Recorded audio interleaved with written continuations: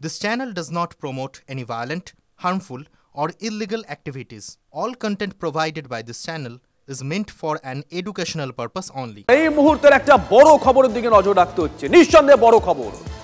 খুব তাড়াতাড়ি কি অপারেশন সিঁদুর 2.0 শুরু করতে চলেছে ভারতীয় সেনা? কেন এই প্রশ্ন উঠছে? পাকিস্তানে হুঁশিয়ারি দিয়ে ইঙ্গিত দিয়েছেন সেনা প্রধান উপেন্দ্র দ্বিবেদী। বড় খবর, পাকিস্তানকে হুঁশিয়ারি দিয়ে অপারেশন সিঁদুর 2.0 শুরুর ইঙ্গিত দিয়েছেন সেনা প্রধান উপেন্দ্র দ্বিবেদী। তিনি সরাসরি বলেছেন পাকিস্তানকে শুধরে যাও নয়তো কপালে দুঃখ রয়েছে। এবার আর অপারেশন সিঁদুরের মতন সংযম দেখানো হবে না, এবার আরো বড় অভিযান হবে। প্রস্তুত রয়েছে ভারতীয় সেনা।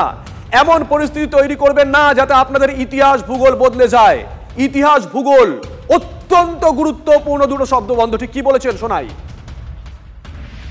इस बार भारत देश पूरी तैयारी के साथ है और इस बार वो संयम नहीं रखेगा जो सिंदूर 1.0 में हमने संयम रखा। इस बार हम आगे की कार्रवाई करेंगे और कुछ ऐसी कार्रवाई करेंगे कि हो सकता है पाकिस्तान को सोचना पड़े कि उसे इतिहास में भूगोल में रहना है कि नहीं रहना है। अगर उसे भूगोल में अपनी जगह बनानी है तो उसके लिए उसे जो स्टेट स्पॉन्सर टेररिज्म जिसको हम बोलते हैं, यानी कि उसका देश जो टेररिज्म को स्पॉन्सर कर रहा है उसे रोकना पड़ेगा। तो आप अपनी पूरी तैयारी करके रखिए और अगर परवरदिगार चाहेंगे, भगवान चाहेंगे, वाहेगुरु चाहेंगे तो बहुत जल्दी ही आपको मौका मिलेगा। उसके लिए ऑल दी बेस्ट। এই মুহূর্তে নিউজ রুম থেকে আমাদের সঙ্গে রয়েছেন আমাদের সহকর্মী তন্ময় এবং বাইরে থেকে রয়েছেন বিশেষজ্ঞ সুভাষিস বন্দ্যোপাধ্যায়। দুজনকেই স্বাগত। তন্ময়, তোমার কাছে আগে যাব। সেনা প্রধান বলছেন পাকিস্তানকে যে এমন কিছু করবেন না যাতে আপনাদের ইতিহাস ভূগোল বদলে যায়। তন্ময়, এই পাকিস্তানের ইতিহাস বদলিয়েছে যখন বাংলাদেশ গঠন হয়েছিল, ভূগোলটাও বদলিয়েছে যখন বাংলাদেশ গঠন হয়েছিল, অঙ্গচ্ছেদ হয়েছিল পাকিস্তানের। এবার তাহলে কেন এত বড় কথা বললেন, কি প্রেক্ষিতে? দেখো, আবার বদলে যেতে পারে। তার কারণ কয়েকদিনের তুমি যদি পরিস্থিতি একদম পর্যবেক্ষণ করো, সেখানে মন্ত্রী রাজনাথ সিং তিনি বলছেন ইতিহাস ভূগোল বদলে যাবে। এক সুর এয়ার চিফ মার্শাল তিনি যেটা বললেন, আজকে সকাল থেকে আমরা সেটা দেখছিলাম, তিনি বলছেন যে কতগুলি বিমান ধ্বংস হয়েছে পাকিস্তানের, যে বিমানগুলো নিয়ে পাকিস্তান F-16 তারা গর্ব করে, সেই বিমান ধ্বংস করে দেওয়া হয়েছে। তারপর উপেন্দ্র দ্বিবেদী যিনি সেনা প্রধান তিনি বলছেন ইতিহাস ভূগোল বদলে দেবো। এক সুর রয়েছে। আর তার পিছনে যদি তুমি যাও, পাকিস্তানে আগুন জ্বলছে, একদিকে বালুচিস্তান সেখানে আগুন জ্বলছে, অন্যদিকে তুমি যদি আসো সেখানে পাক অধিকৃত কাশ্মীর সেখানেও আগুন জ্বলছে। পাক সেনা মার খেয়ে পালাচ্ছে, কোথাও পাক সেনার হাত থেকে অস্ত্র কেনা হচ্ছে, তার গাড়ি জ্বালিয়ে দেওয়া হচ্ছে। পাকিস্তানের অভ্যন্তরে এই ছবি। ভারতের মন্ত্রী থেকে শুরু করে এয়ার চিফ মার্শাল, সেনাপ্রধান তারা পরপর এই সিন্দুর 2.0 যেটা বলছি আমরা, দ্বিতীয় পর্যায়ের আবার অপারেশন সিঁদুর হতে পারে, যেখানে পাকিস্তানের ইতিহাস ভূগোল বদলে দেওয়ার কথা রয়েছে। আর এর বাইরে গিয়ে তুমি যদি দেখো, পাকিস্তানের পাশে দাঁড়িয়েছিল আমেরিকা, তারা ভারতের ওপর শুল্ক চাপিয়েছিল। আমেরিকাতেও গৃহযুদ্ধ শুরু হওয়ার মতো একটা পরিস্থিতি, রিপাবলিকানদের সঙ্গে ডেমোক্র্যাটদের যে গণ্ডগোল, সেখানে হচ্ছে যে তারা তাদের যে তহবিল বা তাদের যে খরচার যে জায়গা রয়েছে সেই বিল সেনেটে, মার্কিন সেনেটে পাস হয়নি, যার ফলে সেই শুল্ক তারা চাপাতে পারছে না। সব নিয়ে এমন একটা পরিস্থিতি, সেই পরিস্থিতিতে ভারত কিন্তু একেবারে বলা চলে ফের আর একটা ইঙ্গিত দিয়ে রাখছে, আবারও যে কোনো মুহূর্তে যেমন খুশি একটা কিছু ঘটনা ঘটতে পারে পাকিস্তানের ক্ষেত্রে। তবে এবার আর ওই 300 কিলোমিটার এয়ারফোর্স গিয়ে ব্যাক করে চলে আসবে না, বড় সড়ো কোনো ঘটনা ঘটতে পারে সেই ইঙ্গিত স্পষ্ট করে দিয়েছেন। তন্ময়, যে বক্তব্য আমরা শোনালাম সেনা প্রধানের, যে বক্তব্য আমরা শোনালাম সেটা খুব পরিষ্কার একটা বক্তব্য। আরো একটা বক্তব্য আমরা পেয়েছি, সেই বক্তব্য অবশ্য আমজনতার জন্য নয়, সেটা ছিল রীতিমতন বিএসএফ এর প্রতি একটা ইনস্ট্রাকশন। সেটাও বোধহয় আরো বড় একটা প্রশ্নের জন্ম দিয়েছে। একবার শোনাই, আসবো। पूरी होनी चाहिए। दुश्मन को आप कभी लाइटली नहीं ले सकते। और दूसरी चीज, अगर मौका मिला तो पार जाके बैठो, यही करोगे, है ना?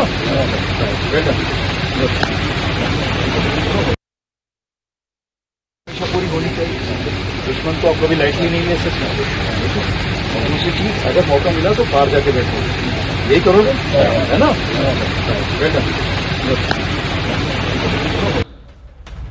সুভাষিস দা, প্রথমে শুভ বিজয়া, আপনার কাছে সরাসরি প্রশ্ন রাখি। তন্ময় যেখানে শেষ করলো সেখান থেকে সেনা প্রধানের বক্তব্যগুলো শুনছেন, পাকিস্তানের ইতিহাস বদলে দেওয়া হবে যদি পাকিস্তান না শোধরায়, ভূগোল বদলে দেওয়া হবে। আবারও বলছি, পাকিস্তানের ইতিহাস ভারতীয় সেনা বদলে দিয়েছিল যখন বাংলাদেশ গঠন হয়েছিল, ভূগোল বদলে দিয়েছিল। একেবারে পূর্ব পাকিস্তান অঙ্গচ্ছেদ করে আলাদা করে বাংলাদেশ হয়ে গেছিল। এবার কি তাহলে তেমন কিছু হতে চলেছে? ইতিহাস ভূগোল বিএসএফ কে বলছে আপনারা সামলান, মৌকা মিললে আমরা অন্য কিছু করে দেবো। দেখুন, শোলের একটা ডায়লগ খুব বারবার মনে পড়ে, লোহা গরম হে মার দো হাতোরা।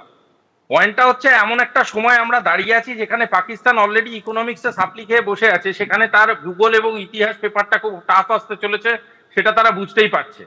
সুতরাং তাদের এবছরে পাশ করা আর হবে না রাজনীতির মহলে, সেটা তারা খুব ভালো মতনই জানে। তাই জন্য আসিফ মুনি নিজেকে নিজে প্রমোশন দিয়ে অলরেডি আমেরিকার দাঁড়ে গিয়ে দাঁড়িয়ে আছে।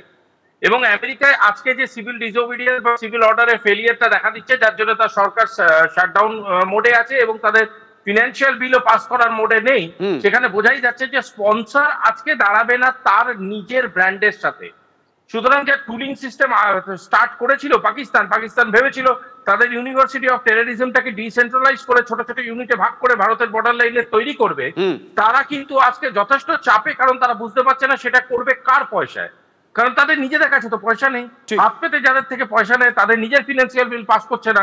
সুতরাং ভারতের কাছে এটা পারফেক্ট সময় এই থ্রেটনিংস গুলোকে, এই বার্তাগুলোকে তাদের কাছে সুপরিস্থিতিতে পৌঁছে দেওয়ার এবং বুঝিয়ে দেওয়ার যে আমাদের কাছে যে এক্সপেরিমেন্টাল অবজেক্টস গুলো আছে সেগুলো শুধু লোক দেখানোর জন্য না বা রিল তৈরি করে ফেসবুকে বড় বড় কথা বলার জন্য নয়, এই জিনিসগুলো যেগুলো আমরা তৈরি করেছি সেগুলো সুন্দর করে আমরা যত্ন সহকারে করাচিতে যে কোনো দিন পৌঁছে দিতে পারি এবং ইসলামাবাদ এবং লাহোরকে সঙ্গে থাকুন। আসবো আপনার কাছে রাজনাথ সিং, তিনিও এরকম একটা ইঙ্গিত দিয়েছিলেন ঠিক যখন সেনাপ্রধান কথা বলছেন তার 24 থেকে 26 ঘন্টা আগে।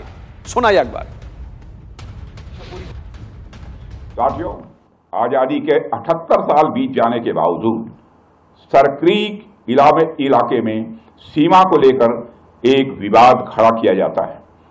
भारत ने कई बार बातचीत के रास्ते इसका समाधान करने का प्रयास किया है, मगर पाकिस्तान की नीयत में खोट है, उसकी नीयत साफ नहीं है। जिस तरह से हाल में पाकिस्तान की फौज ने सरक्रीक के सटे इलाकों में अपना मिलिट्री इंफ्रास्ट्रक्चर बढ़ाया है, वह उसकी नीयत बताता है। साथियों, भारत की सीमाओं की रक्षा भारतीय सेनाएं और बॉर्डर सिक्योरिटी फोर्स मिलकर मुस्तैदी से कर रही हैं। अगर सरक्रीक इलाके में पाकिस्तान की ओर से कोई भी हिमाकत की गई तो उसे ऐसा करारा जवाब मिलेगा कि इतिहास और भूगोल दोनों बदल जाएंगे मेरे साथियों। और 1965 की जंग में भारत की सेना ने लाहौर तक पहुंचने का सामर्थ्य भी दिखाया। অপারেশন সিঁদুরে পাকিস্তানের নাক কাটা গেছে। রাফাল আর সুখোয়ের দাপটে চোখের সর্ষে ফুল দেখতে হয়েছে পাকিস্তানকে। পাক ভূখণ্ডের 300 কিলোমিটার ভিতরে ঢুকে আঘাত করেছে ভারতীয় বায়ুসেনা, জানিয়েছেন বায়ুসেনা প্রধান এপি সিং।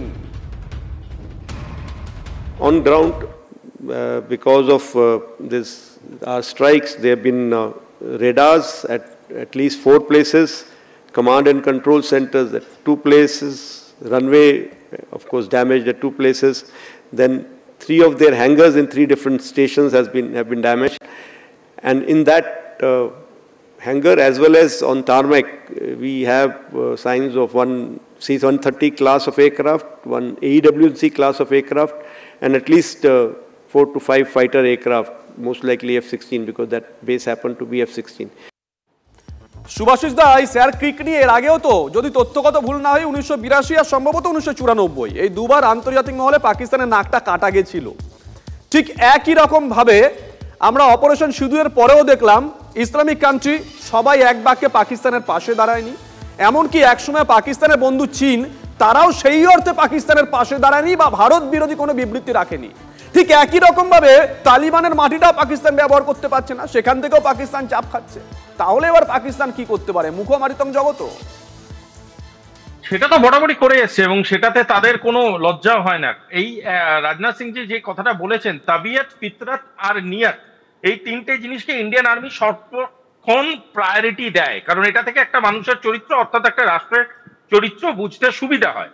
সেক্ষেত্রে বলা যেতে পারে পাকিস্তান যেই স্ট্র্যাটেজিক মুভমেন্ট করছে রিগার্ডিং ক্রিক, সেটা কিন্তু পাকিস্তানের মস্তিষ্ক প্রসূত বলে আমার অন্তত ব্যক্তিগতভাবে মনে হয় না। তাহলে আমার মনে হচ্ছে এমন কোন একটা বিদেশি শক্তি যারা ভীষণভাবে তেল খুঁজে বেড়ায় বিভিন্ন জায়গায় এবং বিভিন্ন জায়গার মধ্যে ডিসপুট ঠিক করে তারা পিস ট্রিটি গুলো করায় এবং সেই অর্থে টুইট করতে খুব ভালোবাসে, সেরকম কোন একটা রাষ্ট্র বোধহয় পাকিস্তানকে নিয়ে এই ক্রিক ডিসপিউটটাকে আরো বাড়াতে চাইছে। আপনি যে রাষ্ট্রের দিকে ইঙ্গিত করছেন সেই রাষ্ট্র যদি সুপার পাওয়ার হয়ে থাকে তাহলে সমসাময়িক আরো একটা সুপার পাওয়ার আছে, সেই সুপার পাওয়ারের তরফ থেকে 24 ঘন্টা আগেও বিভিন্ন সময় ভারতের পাশে থাকার বার্তা দেওয়া হয়েছে।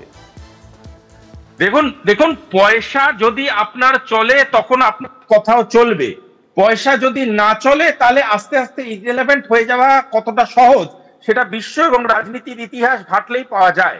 সুতরাং আপাতত এইটুকুনি বলা যেতে পারে যে তারা তাদের রাষ্ট্রে ঘটা কিছু ঘটনা, তাদের রাষ্ট্রে যেইভাবে সরকারি যে চাপ চলছে সেটা নিয়ে ব্যস্ত থাকুন। Creek is a internal matter between India and Pakistan, এবং তার জন্য ইন্টারন্যাশনাল ট্রাইব্যুনালও কোনোদিন এটাতে সেভাবে ইন্টারফেয়ার করতে চায়নি বা পারেওনি। ভারতবর্ষের যে অংশটা আছে সেই অংশটাকে যদি এরা দাবি করতে চায় তাহলে তাদের ফিজিক্যালি বা মার্শালি করতে হবে, which means মিলিটারি ইনভলভমেন্ট। আর যদি মিলিটারি ইনভলভমেন্ট হয় আমরা জানি কিভাবে আমাদের নেভিকে অপারেট করতে হবে। এবং আমি একদমই তাই, একদমই তাই। অসংখ্য ধন্যবাদ আপনাকে, অসংখ্য ধন্যবাদ। Thank you. হ্যাঁ, অবসরপ্রাপ্ত সেনা কর্তারা তারা গোটা বিষয়টা কিভাবে ব্যাখ্যা করছেন? প্রথমবার ইতিহাসে এটা ঢুকবে যে ভারত 300 কিলোমিটার ঢুকে 300 কিলোমিটার ভেতরে সারফেস টু এয়ার মিসাইল দ্বারা, যেটা নিউলি ইন্ডাক্টেড অ্যাসাম missile, surface to air missile, তার মাধ্যমে এই ক্ষেপণাস্ত্রের মাধ্যমে কিন্তু এই সমস্ত জিনিসগুলোকে ধ্বংস করে ধুলো করে দিয়েছে। এবং 4টে থেকে 5টা F-16 কিন্তু কমপ্লিটলি ডেস্ট্রয়েড। এবং অ্যাভ্যাক্স যেটা আর্লি ওয়ার্নিং সিস্টেম অথবা C-130 ক্লাস সেই প্লেনগুলো কিন্তু ধ্বংস হয়েছে। এগুলো আজ খুব পরিষ্কার, যতই লোকাতে যায় আমাদের কাছে হয়তো লুকিয়ে থাকবে, কিন্তু তার নিজের নাগরিক যে এয়ারফোর্স বেসে সাধারণ মানুষ যারা ঘুরে থাকে তাদের থেকে লোকাতে পারবে না।